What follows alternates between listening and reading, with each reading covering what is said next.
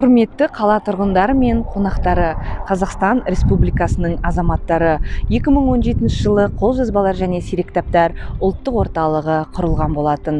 Елордамыздың төрінде орналасқан қолжазбалар және сирек кітаптар ұлттық орталығының басты мақсаты еліміздегі және елден жырақта жатқан тарихымызға қатысты құнды жазба мұраларды бір орталыққа сақтау, қалпына келтіру және зерттеп пайдаланушыларға қолжетімді ету. Сонымен қатар асыл дүниелерімізді келер ұрпаққа аманат ету.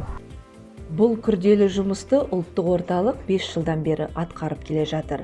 Қазіргі таңда жалпы қордағы кітаптар саны 9.000-нан асады. Көне кітаптар араб, парсы, түркі, шағатай тілдерінде жазылған.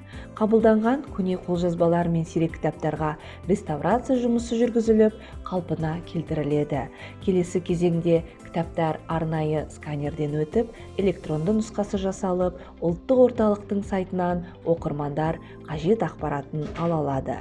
Жазба мұраларымызды жоғалтпай, көзіміздің қарашығындай сақтап, келешек ұрпаққа аманат етіп қалдыру үшін қолжазба деректердің факсимилді көшірмесін, жаңа нұсқасын басып шығарамыз. Қабылданған қолжазбалар мен сирек кітаптар мемлекет қорғауына алынып, арнайы қорда сақталады. Құрметті отандас, сіз де өз қолыңыздағы атадан қалған көне мұраны ұлттық орталығымызға сыйға тарту ете отырып, оның өмірінің ұзаруына жағдай жасайсыз. Егер де қолжазбаның сақталуы нашар болса, біздің мамандар құнды мұраға қайта өмір сыйлайды.